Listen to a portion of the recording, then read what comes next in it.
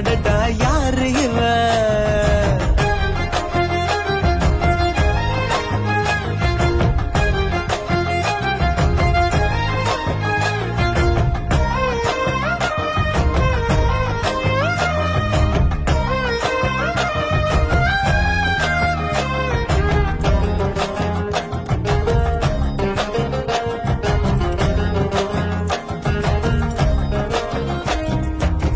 நிலவொன்று தரையில் வந்து நடக்குது எதிரில் நின்று எனக்குன்னு பிறந்த